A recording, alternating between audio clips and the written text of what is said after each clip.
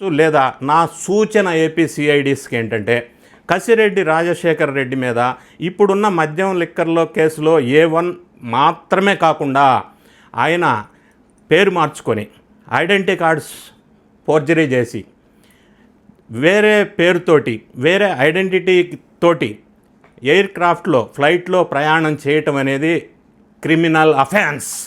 దాని మీద కూడా కేసు పెట్టవలసిన అవసరం ఉంది అని నేను సిఐడి ఏపీ వాళ్ళకి రిక్వెస్ట్ చేస్తున్నా, ఒక సూచన చేస్తున్నా.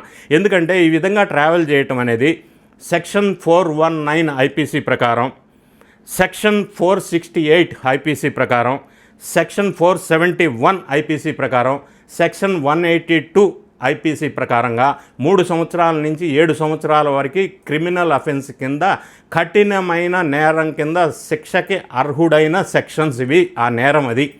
అంతేకాకుండా the air craft act 1934 under BCAS bureau of civil aviation security act rules ప్రకారంగా ఈ పర్టికులర్ వ్యక్తిని బ్లాక్ లిస్ట్ చేయాలా మరియు క్రిమినల్ ప్రొసీడింగ్స్ తీసుకోవాల్సిన అవసరం ఉంది.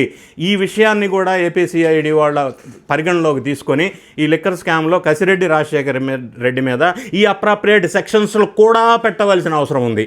ఇక సుప్రీంకోర్టుని ఆశ్రయించిన వాళ్ళల్లో బిగ్ బాస్ పేరు వస్తుంది అని భయపడి అప్పట్లో 2019 నుంచి 24 వరకు జగన్ రెడ్డి గారు ముఖ్యమంత్రిగా పరిపాలించిన కాలంలో ధనుంజయ రెడ్డి ఆయన secretary to the chief minister, senior IAS officer.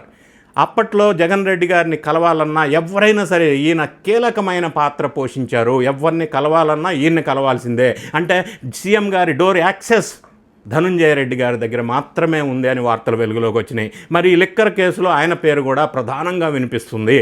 మరి ఆయన హైకోర్టులో ముందస్తు బెయిల్కి పిటిషన్ వేసుకున్నారు. అది ఈ నెల May 7న విచారణకి రానుంది.